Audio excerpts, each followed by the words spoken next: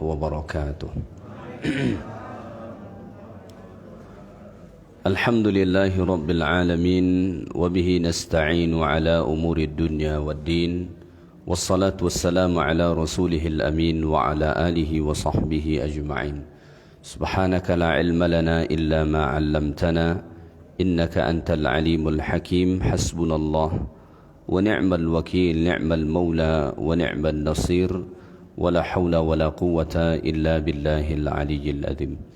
Alhamdulillah, senantiasa kita bersyukur kehadiran Allah Subhanahu wa taala karena Allah masih memberi kita nikmat-nikmatnya dapat sama-sama hadir di rumah Allah ini untuk melaksanakan salat subuh secara berjamaah. Kemudian kita lanjutkan dengan majlis ilmu mengkaji ayat-ayat Allah Subhanahu wa taala. Baik, kita sambung kajian tafsir juz yang ke-29, masih membahas surah Al-Qalam, surah yang ke-68 dalam Al-Quran.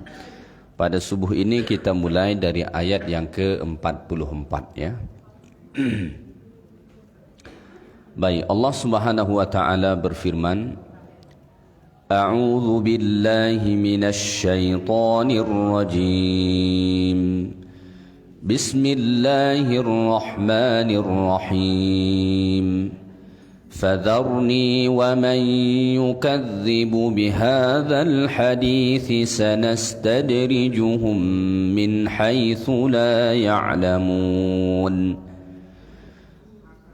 Kata Allah Subhanahu wa taala, fadharni, maka biarkanlah aku atau serahkanlah kepadaku, wa may yukadzibu bihadzal hadits, dan orang-orang yang mendustakan perkataan ini, maksudnya Al-Quran, sanastadrijuhum, kelak kami akan hukum mereka dengan membuat istidraj ya, min haitsu la ya'lamun, dari arah yang mereka tidak ketahui.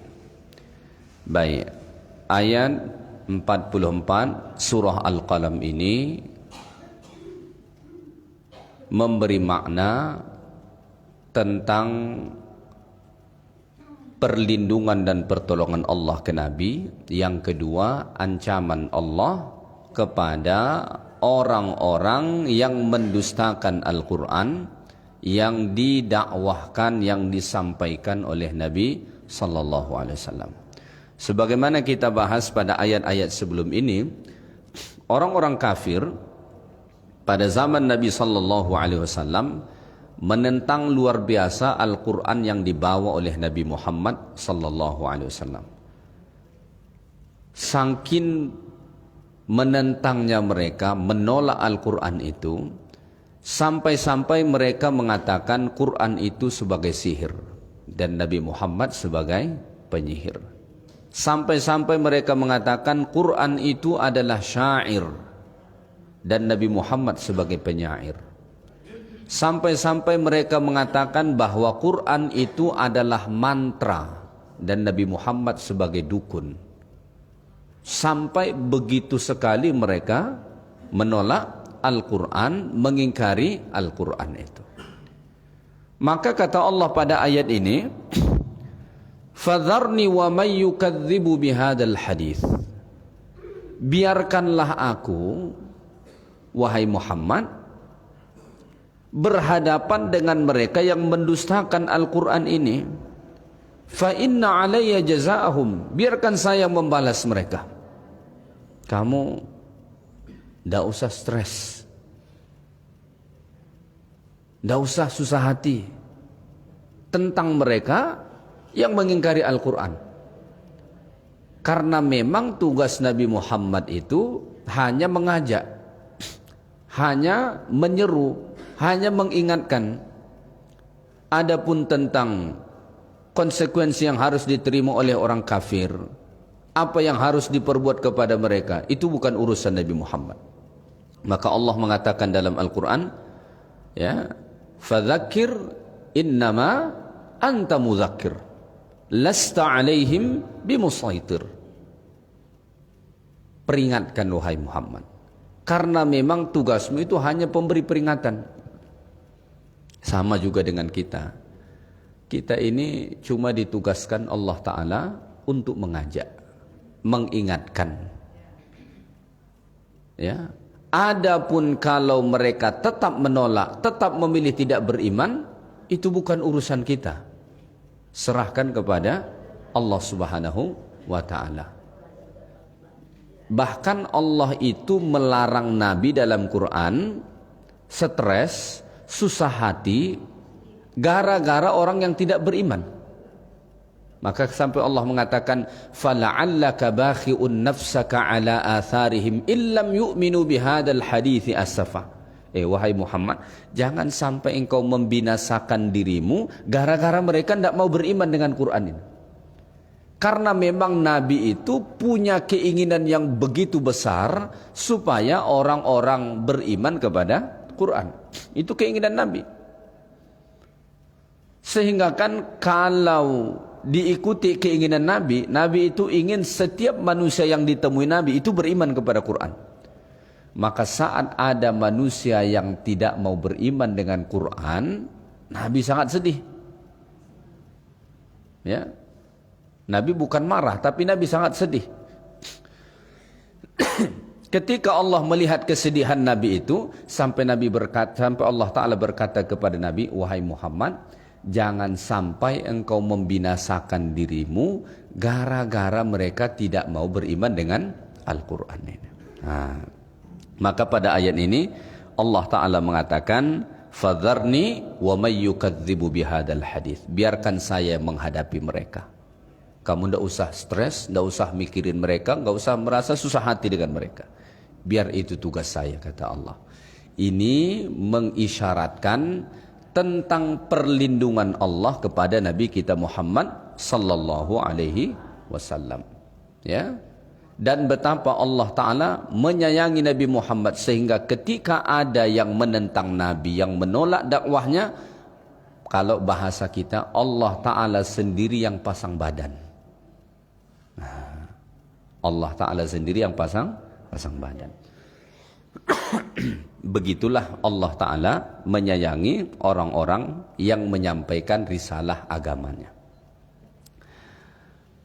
Maka oleh karena itu kita juga dianjurkan untuk menyayangi, mencintai orang-orang yang membawa risalah agama Allah Ta'ala. Baik, kemudian kata Allah Ta'ala, sanastadrijuhum min haitsu la ya'lamun. Kami akan membuat istidraj kepada mereka. Kami akan menimpakan azab dalam bentuk istidraj kepada mereka min haitsu la ya'lamun, dari sisi yang mereka tidak ketahui. Ini balasan yang Allah Ta'ala akan beri kepada mereka di dunia, yaitu istidraj. Istidraj ini adalah azab yang dibalut dengan nikmat. Tadi malam saya menyampaikan satu kitab karangan ulama Nusantara, nama beliau Syekh Abdul Qadir Al-Mandili. Di Indonesia ini tidak begitu terkenal, tapi di Malaysia dan Thailand bagian selatan tokoh ini sangat terkenal. Kenapa? Zaman dulu beliau hijrah dari Pulau Sumatera ini ke Malaysia. Mondoknya di sana, di wilayah Kedah namanya, bagian utara. Setelah mondok di sana lama, kemudian pergi ke Mekah melanjutkan pengajiannya. Setelah lama belajar di Mekah sampai menjadi ulama besar di sana, mengajar di Masjidil Haram. Jadi zaman dulu ulama-ulama dari Nusantara ini, dari negeri kita ini, itu banyak yang menjadi rujukan orang-orang Arab. Mengajar di Masjidil Haram itu banyak. Maka kalau hari ini misalnya ada orang Indonesia ceramah di Masjid Nabawi, diberi kursi di sana, itu bukan hal yang baru. Bukan hal yang baru. Zaman dulu lagi sudah banyak ulama Nusantara ini yang kemudian menjadi pengajar di Masjidil Haram. Nah, Itu bukan hal yang baru. Bukan prestasi yang baru, walaupun itu tetap prestasi. Tapi sejak dari zaman dahulu kala, itu sudah ada. Dan mereka mengajar bukan pakai bahasa Indonesia. Kalau yang sekarang kan pakai bahasa Indonesia tuh. Memang dikhususkan untuk jamaah orang-orang Melayu dari Indonesia dan negara-negara tetangga kita yang menggunakan bahasa yang sama. Dulu mereka ngajarnya pakai bahasa Arab. Ya. Banyak sekali ulama-ulama zaman dulu. Ya. Jadi beliau mempunyai satu kitab yang ditulis dalam bahasa Melayu. Saya ada mengajarkan kitab itu ke Malaysia setiap hari Rabu malam habis Isya. Jadi di situ beliau mengumpamakan seperti air madu yang di dalamnya ada racun. Kalau orang tidak tahu racun, tapi dibalut dengan air madu, itu kan menarik kelihatan, nikmat, manis begitu. Tapi ternyata di dalam ada racun. Semakin diminum semakin mematikan. Istidraj juga begitu. Istidraj itu adalah azab yang dibalut dengan nikmat. Tampaknya dia adalah nikmat, zahirnya adalah nikmat, namun hakikatnya adalah azab dari Allah Ta'ala. Diberi Allah kesehatan, diberi Allah rezeki, diberi berbagai macam kenikmatan, namun sesungguhnya hakikat dari nikmat yang tadi adalah azab dari Allah. Inilah balasan Allah di dunia kepada orang-orang yang senantiasa mendustakan Al-Quran. Maka bisa kita ambil kesimpulan, siapa saja yang mendustakan Al-Quran, siapa saja yang tidak mau mengikuti Al-Quran, lalu kemudian hidupnya nikmat, senang dalam pandangan mata kita, bisa kita pastikan bahwa kenikmatan itu adalah istidraj. Itu hanya kenikmatan yang tampak pada zahirnya, hakikatnya itu adalah azab dari Allah. Allah Ta'ala sedang membiarkan dia tenggelam dalam kesesatan. Allah Ta'ala sedang membiarkan dia tenggelam dalam kemaksiatan. Jadi salah satu azab Allah Ta'ala yang jarang disadari oleh manusia itu adalah Allah biarkan dia tenggelam dalam kemaksiatan. Caranya bagaimana? Dia maksiat tapi Allah buat sehat. Dia maksiat Allah buat kaya. Dia maksiat Allah buat lancar bisnisnya. Dia maksiat tapi kemaksiatannya ditutupin Allah, sehingga dia tetap merasa aman dan terus tenggelam dalam kemaksiatan itu. Saat dia sudah dalam sekali dalam maksiat itu, maka saat itulah Allah membinasakan dia. Ini azab yang cukup mengerikan kalau direnungkan. Ya. Maka kalau diberi kita perbandingan, mendingan mana? Melakukan maksiat ditegur Allah atau melakukan maksiat tidak ditegur sama sekali? Ditegur. Nah, sama dengan kita. Kita kan juga begitu. Kalau orang lain buat salah kemudian kita tegur itu kan tanda sayang kita sebetulnya dengan dia. Sama misalnya suami, kalau sudah nggak bisa lagi nasihatin istrinya, muncul kata-kata terserah kamulah. Apapun yang dia, udah terserah kamu aja dah. Itu tanda apa tuh? Udah nggak cinta lagi. Terserah kamu aja dah. Kamu mau lompat ke jurang terserah, mau kemana terserah. Itu artinya udah nggak cinta lagi. Ya. Jadi ini bahaya. Bahaya yang sangat mengerikan, yang jarang disadari oleh kita manusia. Allah Ta'ala akan timpakan istidraj kepada mereka. Min haitsu la ya'lamun, tanpa mereka ketahui.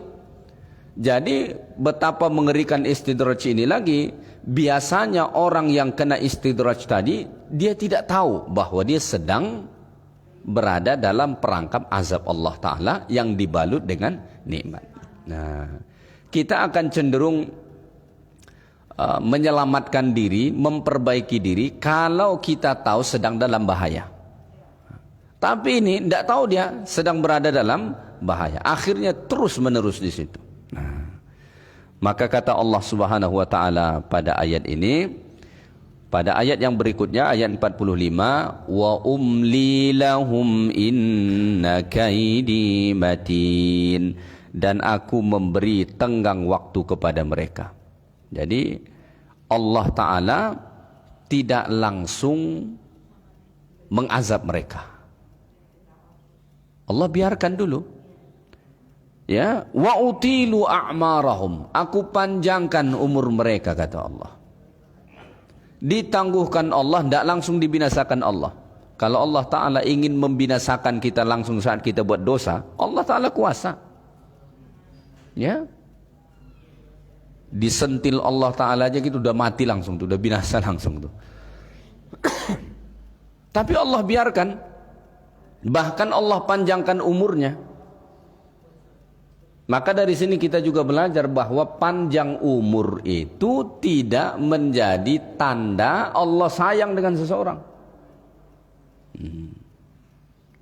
Umur yang panjang tidak selalu menjadi tanda bahwa Allah sayang dengan seseorang. Maka ada disebut dalam riwayat, seburuk-buruk orang adalah orang yang panjang umurnya, perbuatannya buruk.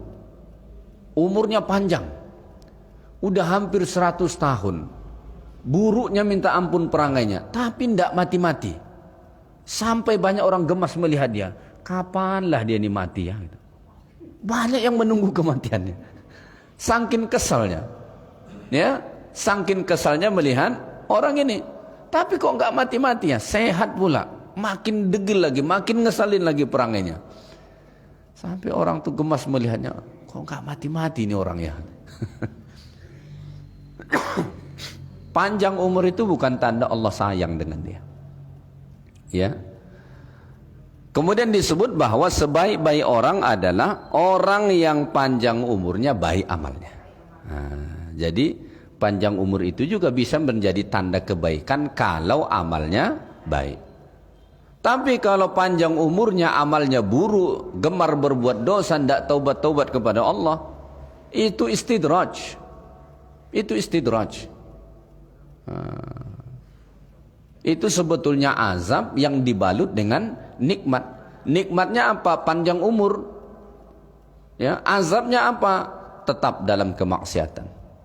Sehingga semakin lama dia berbuat dosa, maka dosanya makin banyak. Nah, wa umli lahum, kami beri mereka tenggang masa, kami panjangkan umur mereka, kami beri berbagai macam nikmat, liyazdadu ithman, supaya dosa mereka semakin bertambah. Ya, jadi bisa kita sederhanakan bahasanya, mereka difasilitasi untuk nambah dosa. Itu azab tuh. Ya, dimudahkan mereka untuk menambah dosa. Dengan cara apa? Disenangkan dalam berbuat dosa tadi. Umurnya dipanjangkan, badannya disehatkan, harta diberi. Supaya apa? Supaya mereka terus berbuat dosa itu, maka dosa mereka pun semakin bertambah. Liyazdadu itsman, supaya mereka menambah dosa. Karena memang akan ada orang-orang yang dimudahkan untuk berbuat dosa. Ada juga orang-orang yang dimudahkan untuk melakukan amal-amal kebaikan. Ya, dalam surah Al-Lail Allah Ta'ala menjelaskan, ya, wal-laili idza yaghsha wan-nahari idza tajalla wama khalaqadz dzakara wal unsa inna sa'yakum lasyatta. فَأَمَّا مَنْ أَعْطَى وَاتَّقَى وَصَدَّقَ بِالْحُسْنَى فَسَنُيَسِّرُهُ لِلْيُسْرَى وَأَمَّا مَنْ بَخِلَ وَاسْتَغْنَى وَكَذَّبَ بِالْحُسْنَى فَسَنُيَسِّرُهُ لِلْعُسْرَى. Ada 3 amalan utama yang menyebabkan manusia dimudahkan melakukan amal kebaikan. Apa amalan pertama? فَأَمَّا مَنْ أَعْطَى. Pertama kata Allah, memberi. Memberi apa? Memberi apa saja yang diperintahkan Allah untuk kita beri. Ada mungkin sifatnya memberi harta, ada mungkin memberi ilmu, ada mungkin memberi bantuan, memberi pertolongan, memberi saran dan lain sebagainya, memberi. Yang kedua wattaqa, bertakwa dengan meninggalkan hal-hal yang dilarang Allah. Yang ketiga wasaddaqa bil husna, membenarkan al husna, janji-janji kebaikan dari Allah. Maka kata Allah, fasanuyassiruhu lil yusra, kami mudahkan ia menuju kebaikan. Sebaliknya orang yang bakhil, orang yang kikir, tidak mau memberi, ya, wastaghna, merasa kaya pula, seolah-olah tidak butuh sama Allah, mendustakan janji-janji Allah, nggak percaya dia dengan semua janji-janji Allah, maka dia akan dimudahkan kepada amal-amal keburukan. Jadi termasuk azab Allah itu ketika seseorang dimudahkan menuju amal-amal keburukan. Tapi dimudahkan Allah dia melakukan amal-amal keburukan karena balasan atas perbuatan dosa yang dia lakukan sebelumnya. Makanya Al-Imam Ibnu Katsir rahimahullah ada mengatakan begini. Kata beliau, sebagian balasan dari amal-amal keburukan yang kita lakukan adalah Allah mudahkan melakukan keburukan berikutnya. Dan sebahagian balasan amal-amal kebaikan yang kita lakukan saat ini, Allah mudahkan kita nanti untuk melakukan kebaikan berikutnya. Maka keburukan itu senantiasa melahirkan keburukan, kebaikan akan senantiasa melahirkan kebaikan. Itu salah satu balasan yang Allah segerakan di atas dunia. Ya, salah satu balasan yang Allah segerakan di atas dunia atas amal keburukan yang kita perbuat adalah Allah mudahkan melakukan keburukan. Saya kasih contoh sederhana. Orang kalau dia terbiasa, misalnya nih, kalau dia terbiasa mencuri, berapa yang dia curi? Pertama yang dia curi duit-duit kecil, 5.000, 10.000, 20.000 begitu. Nanti itu akan mudah bagi dia ngambil 100.000. Mudah bagi dia 200.000, 500.000. Kalau sudah mudah 500.000, mainnya jutaan. Kalau sudah mainnya jutaan, naik tingkat puluhan juta. Biasa di puluhan juta, ratusan juta. Biasa di ratusan juta, MM-an. Maka pencuri-pencuri kelas kakap itu bukan dari kemarin nyuri itu, udah dari dulu. Puncaknya di situ. Mana mungkin orang tiba-tiba nggak pernah nyolong, tiba-tiba sekali nyolong 1 triliun. Jantungan itu. Nggak mungkin. Itu karena sudah bertahun-tahun memang biasa nyolong dia. Cuma dulu tidak sebesar itu. Kenapa sekarang nekat sebesar itu? Karena memang akan dimudahkan. Sebagai balasan keburukan yang dia lakukan. Baik, kita lanjutkan ayat Allah ini. Jadi bentuk istidraj itu, azab yang dibalut dengan nikmat itu tadi, Allah Ta'ala tangguhkan azab dari mereka, azab yang langsung membinasakan mereka. Allah panjangkan umur mereka dengan maksud supaya dosa mereka makin nambah.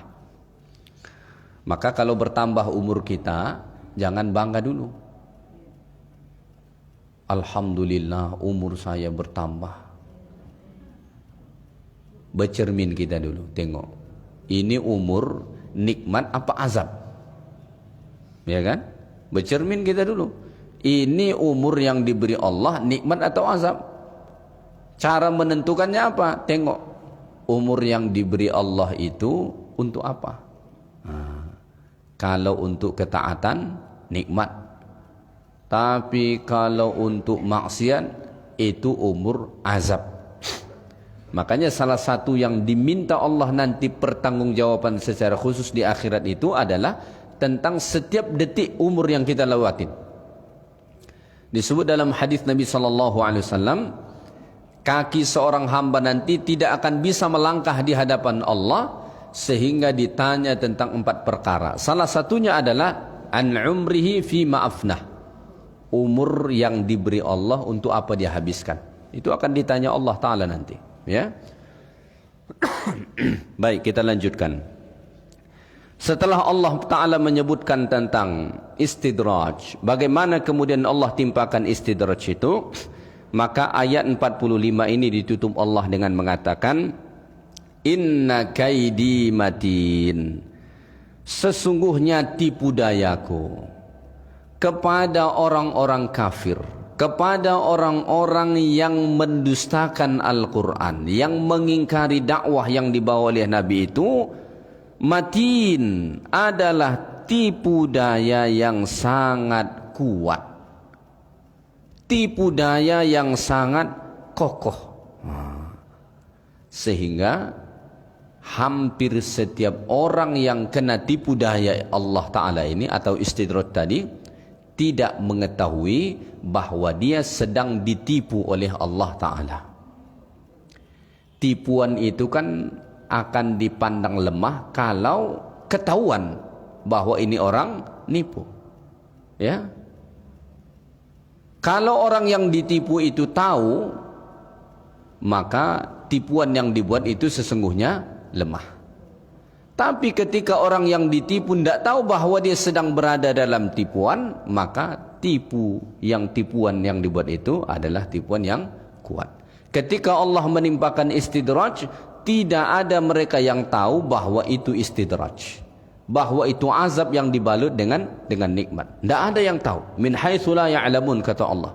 Bahkan dalam ayat yang lain kata Allah, min haitsu la yash'urun.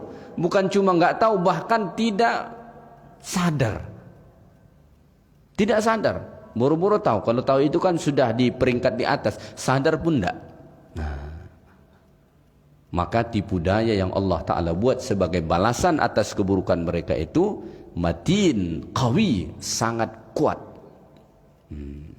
Ya, baik. Kita lanjutkan ayat yang berikutnya, ayat 46. Am tas'aluhum ajran fahum min maghramin musqalun. Ataukah engkau Muhammad meminta imbalan kepada mereka sehingga mereka dibebani dengan hutang atau sesuatu yang memberatkan mereka. Allah Ta'ala bertanya, tapi maksudnya di sini adalah mengingkari. Am tas'aluhum ajran, atau adakah engkau meminta kepada mereka wahai Muhammad upah, imbalan, karena engkau berdakwah kepada mereka menyampaikan Al-Quran, sehingga mereka terbebani dengan beban yang berat. Apakah begitu? Jawabannya tidak. Nabi menyampaikan agama, menyampaikan dakwah, Al-Quran itu gratis. Tidak minta harta mereka walau sedikit pun. Tidak minta harta mereka walau 1 sen pun, tidak ada. Tidak minta makan kepada mereka, tidak minta minum kepada mereka, tidak ada. Nabi itu nggak pernah ceramah pulang-pulang di amplopin, itu nggak pernah, ya, nggak pernah. Dan Nabi nggak pernah minta. Beda dengan sekarang. Sekarang ada belum datang pun harus dipatok dulu, dibanderol dulu berapa. Mulai dari pesawatnya, nggak mau yang ekonomi, harus yang bisnis. Hotelnya, nggak mau yang bintang 3, minimal bintang 4 ke atas. Fasilitasnya, pokoknya lengkap. Kalkulasi berapa? 50 juta. Sekali ngundang fulan itu 50 juta. Ada yang di atas itu lagi, itu masih tarif kecil itu. Ya, sehingga kadang-kadang memberatkan orang. Tapi kadang yang membuat lucu, yang begitu pula yang dirasa jamaahnya bangga mengundangnya. Nabi dulu dalam menyampaikan dakwah Al-Quran tidak pernah minta upah. sehingga tidak menjadi alasan bagi mereka untuk menolak dakwah tadi, karena Nabi tidak pernah membebani mereka, gratis. Tapi dakwah Nabi itu ada sponsornya. Sponsornya siapa? Semasa Khadijah hidup, Khadijah. Maka dakwah itu juga nggak ada yang gratis. Maka sekarang kalau tak ada sponsornya, kasih amplop ke ustadz itu. Dia kan datang bukan mengambil air keran untuk minyak mobilnya. Sekarang pertanyaannya, boleh ndak mengambil gaji dengan menyampaikan agama? Nah, itu pertanyaan sekarang. Boleh atau tidak? Yakin boleh? Boleh. Ya. Makanya yang matok-matok harga itu jangan cela dulu. Misalnya ada yang matok, ya, walaupun itu secara adab tidak baik, ya. Tapi kalau kita bawa ke perbahasan, boleh ndak mengambil upah dengan menyampaikan Al-Quran dengan agama? Boleh. Mana dalilnya?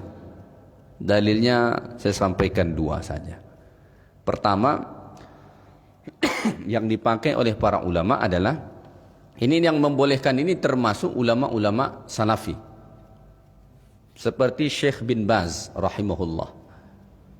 Beliau itu kan ulama besar, salafi lah kita sebutnya kalau sekarang, ulama besar Saudi Arabia, Allahyarham, sudah meninggal dunia.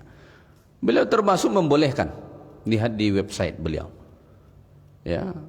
Walaupun di Arab Saudi itu nggak ada amplop-amplopan. Mereka kalau yang ulama yang diangkat oleh kerajaan, kerajaan yang bayar, pemerintahnya yang bayar. Kalau kita ngarapin pemerintah, mampus dulu kita. Ya. Boleh atau tidak? Tadi boleh. Dalilnya yang pertama apa? Dalil pertama yang digunakan oleh para ulama adalah tentang sekelompok sahabat yang sedang pergi bermusafir. Mereka pergi musafir, lalu di tengah jalan habis bekal. Kebiasaan orang zaman dulu kalau habis bekal, penduduk kampung sekitar itu akan menjamu mereka makan. Kebiasaannya begitu. Makanya salah satu objek berbuat baik yang ditekankan Allah dalam Quran itu Ibnu Sabil. Ibnu Sabil itu siapa? Orang yang bermusafir kehabisan bekal. Itu antara prioritas yang harus kita tolong. Makanya menyediakan fasilitas untuk orang musafir itu pahalanya besar. Kalau di Malaysia banyak masjid atau surau itu menyediakan bilik musafir. Ada orang-orang dari luar kota misalnya datang, tidak ada uang untuk nginap di hotel, sudah di bilik musafir itu, nginap di situ gratis. Nah, ya, pahalanya besar. Baik. Lalu singgahlah para sahabat ini di satu kampung, minta dijamu makan. Tapi penduduk kampung ini pelit, tidak ada satupun yang mau ngasih. Akhirnya para sahabat melanjutkan perjalanan. Tidak jauh mereka setelah melanjutkan perjalanan itu, kemudian disusul oleh beberapa orang. Lalu utusan dari kampung tadi bertanya kepada para sahabat, ada ndak di antara kalian yang bisa meruqyah? Meruqyah itu kan pakai ayat Quran, bukan pakai mantra tuh. Maka kalau ada orang meruqyah pakai mantra, dia itu bukan ruqyah namanya. Meruqyah itu kan pakai ayat Quran. Lalu seorang sahabat angkat tangan, dia bilang, saya bisa. Karena ketua kampung mereka disengat oleh ular berbisa. Tidak ada yang bisa ngobatin. Kata sahabat itu, saya bisa. Maka kata utusan tadi, kalau begitu tolonglah kita kembali ke kampung kami tadi, tolong obatin dulu ketua kampung kami, kepala desa mereka. Kata sahabat ini, tunggu dulu, saya tidak mau kecuali kita buat perjanjian. Apa perjanjiannya? Kalau nanti ketua kampung kalian sembuh, bayar saya 40 ekor kambing. 40 ekor kambing. Kalau 3 juta satu ekor, 3 juta kali 40. Berapa duit itu? 120 juta. Karena ini kepala desa yang kena, dulu mungkin belum ada dana desa lagi. Kalau sekarang kan ada dana desa.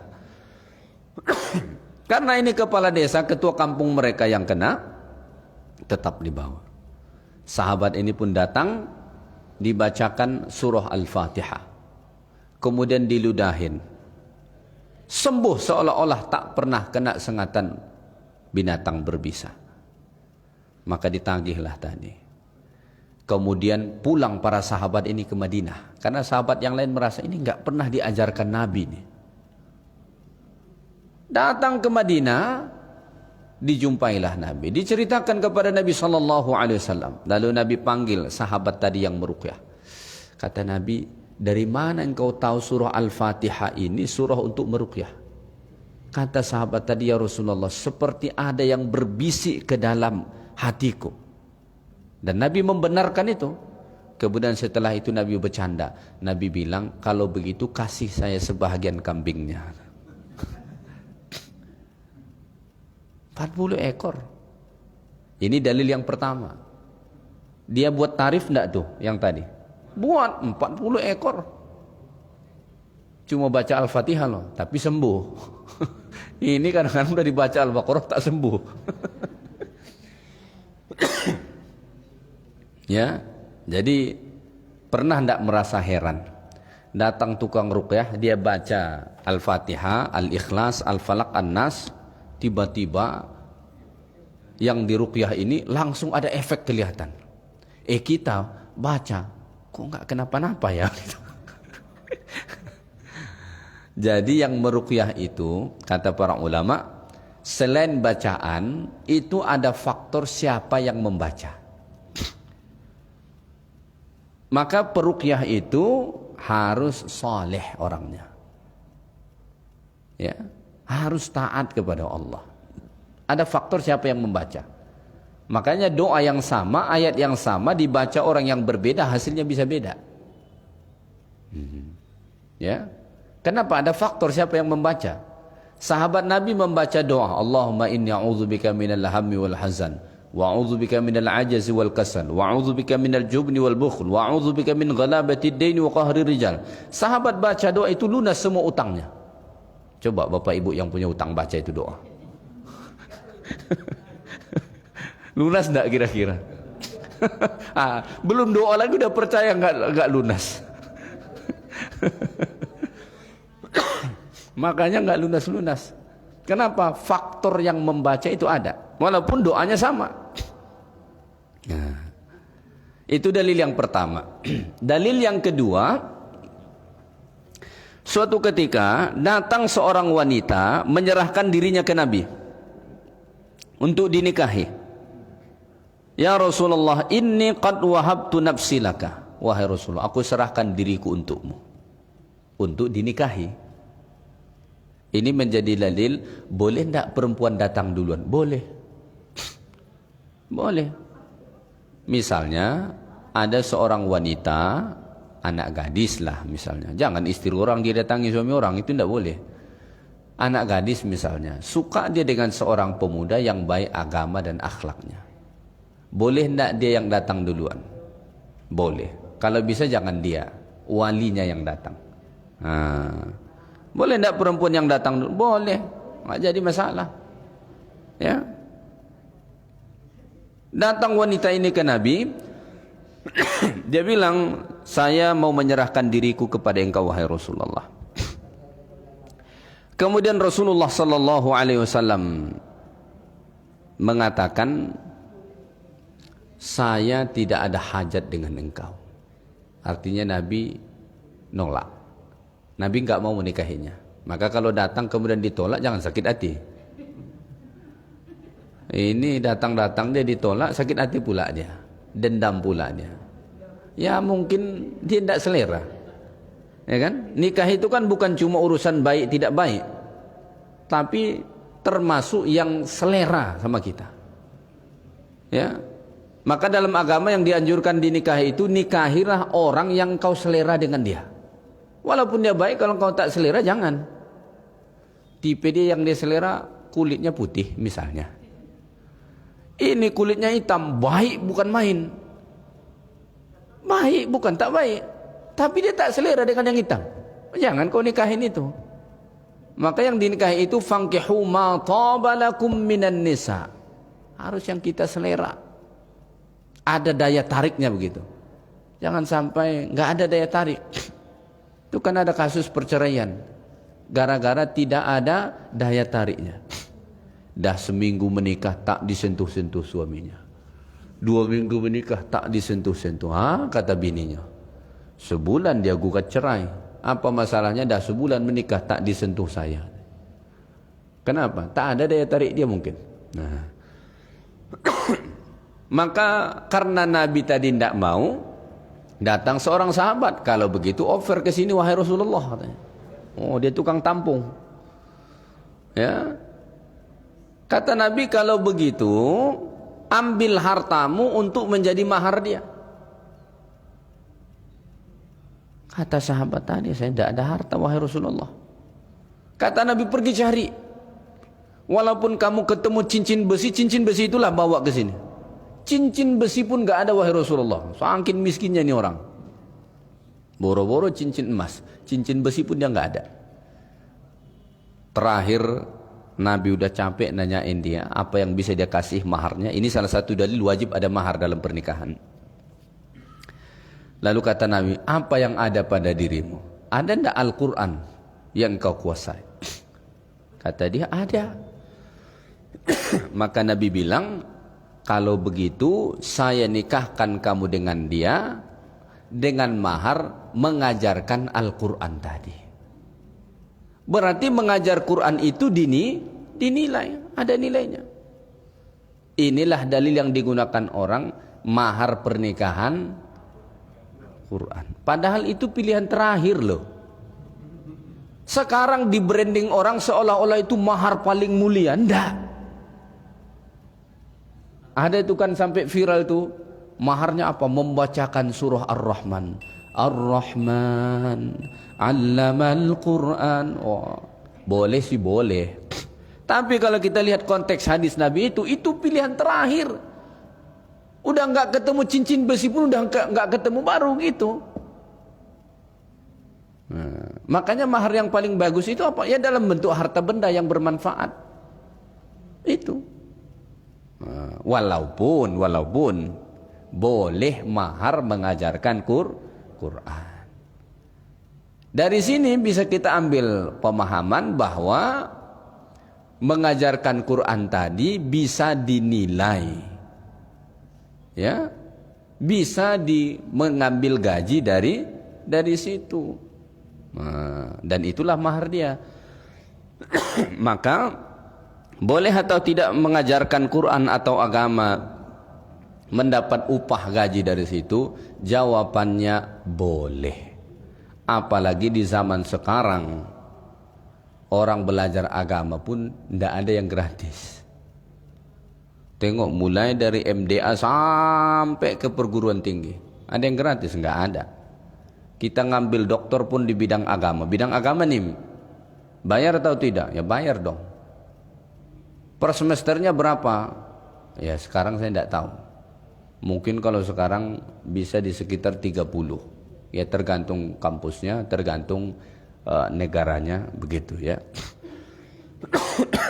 Tapi semua bayar. Baik, jadi cuma yang penting kita ambil pengajaran dari ayat 46 ini apa? Jangan sampai gara-gara tidak bayar kemudian dia tidak mau menyampaikan agama. Ini nggak boleh. Atau jangan sampai gara-gara di sana bayarannya kecil dia tinggalkan demi mengejar yang menurut dia di sana lebih besar. Ini kurang ajar namanya nih. Kalau yang ngundang dia musola nggak mau datangnya. Sedikit amplopnya tuh. Masjid pun tengok dulu, masjidnya masjid yang mana nih? Oh, masjid ini terkenal nih, berduit. Mau dia datang, rajin dia datang. Tapi kalau masjidnya yang terkenal tak berduit, tidak mau dia datang. Ini kurang ajar namanya. Itu tidak boleh. Ya, itu tidak boleh. Jangan sampai kita tidak mau menyampaikan agama hanya gara-gara masalah duniawi yang kecil begini. Makanya memang supaya selamat ya kepada para penyampai-penyampai agama, jangan sampai dakwah ceramah itu menjadi periuk nasi dia. Dia harus berusaha, ada kerja dia yang lain, ada penghasilan dia yang lain selain dari itu. Kalau cuma mengharapkan ke situ, bisa-bisa jadi tidak ikhlas. Bisa-bisa. Ya. Waliyadzubillah. Am tas'aluhum ajran fahum min maghramin musqalun. Nabi Muhammad tidak ada meminta upah kepada mereka yang memberatkan mereka, yang membebani mereka, tidak ada sama sekali. Maka tidak ada alasan sesungguhnya bagi mereka menolak dakwah Nabi, menolak Al-Quran itu. Nabi enggak ada nyusahin mereka. Ya. Apalagi zaman dulu, Nabi datang-datang enggak ada fasilitas disediakan. Kalau sekarang kan kita datang ceramah, kita sediakan fasilitas. Tempatnya, suasananya, ya. Segala sesuatu yang dibutuhkan demi kelancarannya kita buat. Nabi dulu itu semua tidak ada. Ya. Begitulah beratnya perjuangan Nabi. Makanya walaupun kita dakwah hari ini, nggak usah merasa sok-sok sudah sama dengan Nabi atau mendekati Nabi. Langit dan bumi. Dakwah kita sekarang dengan Nabi itu langit dan bumi. Ya. Beratnya perjuangan Nabi sallallahu alaihi wasallam. Baik, kemudian ayat 47 kata Allah Ta'ala, am indahumul ghaibu fahum yaktubun, ataukah mereka mengetahui yang gaib lalu mereka menuliskannya, ya. Maksud ayat Allah Subhanahu wa taala ini adalah a'indahumul ilmul ghaib, atau adakah pada orang-orang kafir yang menolak Al-Quran tadi pengetahuan tentang hal yang gaib, fahum yaktubuna anhu, ya, lalu kemudian mereka menuliskannya tentang apa yang mereka hukum terhadap diri mereka, bahwasanya mereka mempunyai kedudukan yang lebih tinggi di sisi Allah daripada orang-orang beriman.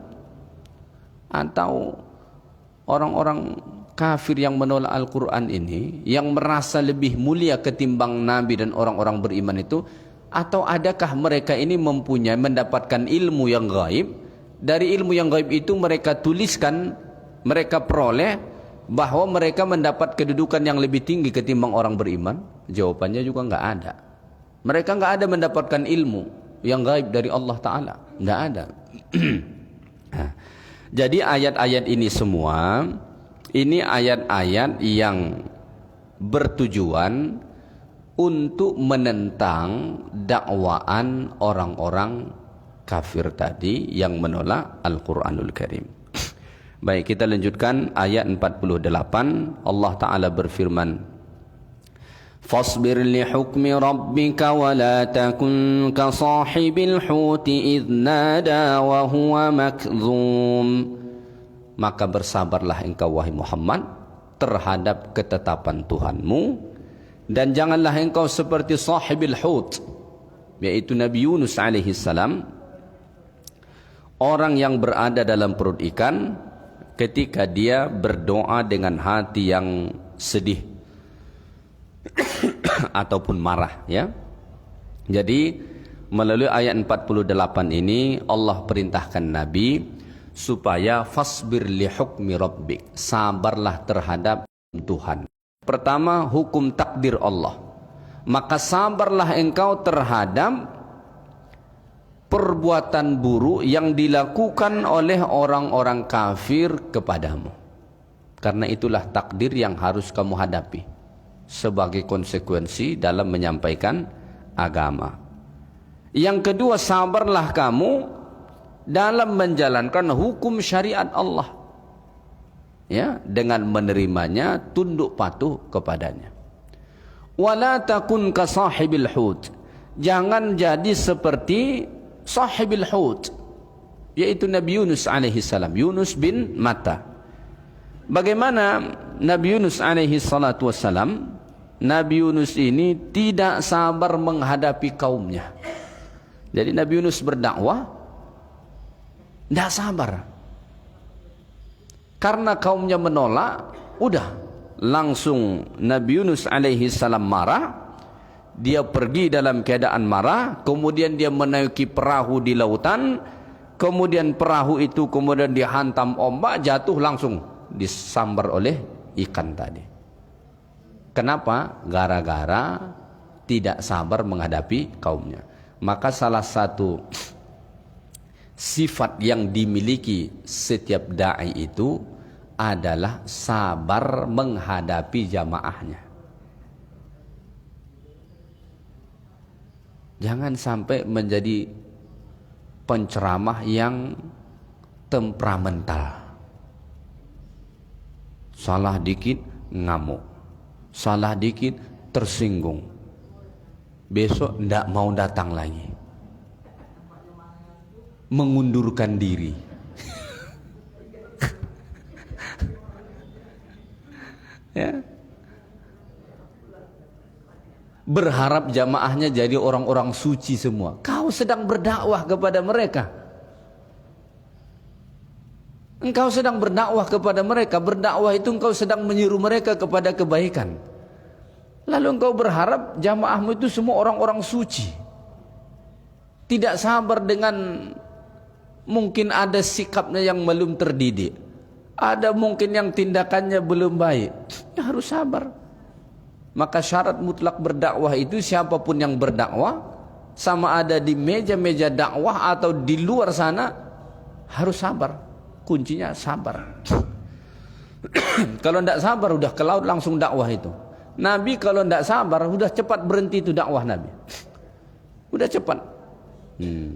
Dan kalau mungkin kita di posisi Nabi itu, kita juga nggak sanggup sabar. Bayangin 13 tahun dibully. 13 tahun dibully. Setelah itu diperangi. Maka Nabi perang setelah hijrah ke Madinah. Ya kan? Kalau kita lah yang berdakwah, kalau yang level-level kita lah, tersinggung sekali dua kali pun oleh pengurus, mungkin tak datang lagi setelah itu. Kenapa? Ya level imannya setipis kulit bawang. Beda dengan Nabi. Kalau Nabi 13 tahun ditentang, diboikot, diancam, dibunuh, tetap berdakwah. Maka Allah ingatkan Nabi, jangan sampai kejadian seperti Nabi Yunus itu. Tidak sabaran. Ketika ditolak langsung pergi, ngamuk-ngamuk, marah begitu. Ya. Laula an tadarakahu ni'matun min rabbih lanubida bil 'ara'i wa huwa madhmum. Sekiranya dia tidak segera mendapat nikmat Tuhannya, pastilah dia dicampakkan ke tanah yang tandus dalam keadaan tercela. Tapi kan Nabi Yunus kemudian dapat nikmat dari Allah karena taubat. Ya. La ilaha illa ant subhanaka inni kuntu minadh zalimin. Itu zikir Nabi Yunus. Maka Nabi mengatakan tidak ada orang membaca doa Nabi Yunus itu dalam doanya kecuali doanya akan dikabulkan Allah. Maka ada baiknya kalau kita berdoa sertakan doa Nabi Yunus tadi dalam setiap doa kita. Karena itu menjadi salah satu sebab doa dikabulkan Allah Ta'ala. Karena itu kemudian Nabi Yunus mendapat nikmat dari Allah. Selamatlah Nabi Yunus alaihi salam. Bukan cuma selamat, fajatabahu rabbuhu faja'alahu minas salihin. Allah Ta'ala kemudian memilihnya dan menjadikan Nabi Yunus termasuk orang-orang yang saleh. Wa iyyakadu alladhina kafaru la yuzliqunaka bi absarihim lamma sami'u dzikr wa yaquluna innahu lamajnun. Dan sungguh orang-orang kafir itu hampir-hampir menggelincirkanmu dengan pandangan mata mereka. Saking bencinya orang kafir terhadap Nabi itu, Sampai mereka pengen Nabi itu mendapatkan musibah keburukan dari pandangan mata mereka yang penuh kedengkian. Ini menjadi salah satu dalil adanya penyakit ain. Penyakit ain itu penyakit yang disebabkan pandangan mata orang yang dengki terhadap kita. Makanya jangan suka pamer. Jangan suka pamer. Ini ada nikmat sedikit, pamernya bukan main. Mentang-mentang baru beli cincin baru, ngomong sama teman, aduh 3 hari ini gak tahu kenapa jari saya ini gatal terus kan. Padahal mau ngasih tahu dia baru beli cincin.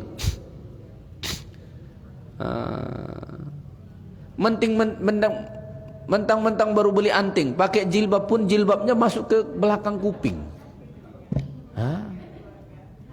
Orang pakai jilbab tuh nutup telinga, ini enggak, jilbabnya dibuat ke belakang telinga supaya apa? Nampak antingnya. Melototlah mata kawan tuh yang memang dengki dengan dia, pulang-pulang dari situ demam tinggi. Kena penyakit ain. Maka jangan suka pamer.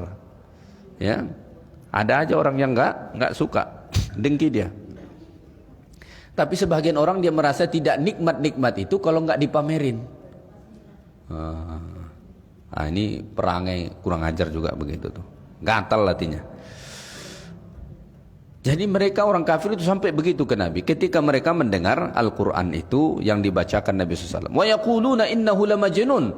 Bukan cuma pandangan mata mereka yang tajam penuh kedengkian ke Nabi, mulut mereka juga kurang ajar. Apa kata mereka? Innahu lamajnun. Muhammad itu gila itu. Jadi matanya, pandangannya penuh kedengkian, lisannya juga mengejek Nabi. Ayat terakhir kata Allah, wa ma huwa illa dzikrun lil alamin. Padahal Al-Quran yang disampaikan Nabi itu tidak ada melainkan peringatan bagi seluruh alam. Cuma peringatan.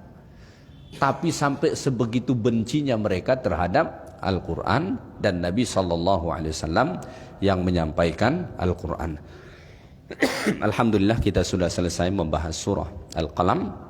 InsyaAllah pada kuliah akan datang kita sambung pula surah berikutnya, yaitu surah Al-Haqqah. Subhanakallah wa bihamdik asyhadu an la ilaha illa anta astaghfiruka wa atubu ilaik. Assalamualaikum warahmatullahi wabarakatuh. Alhamdulillahirrahmanirrahim. Pada pagi hari ini dan seluruh penduduk kajian, kami informasikan sekaligus kami menjadi mas kalian yang barangkali hari ini melaksanakan kegiatan puasa sunnah.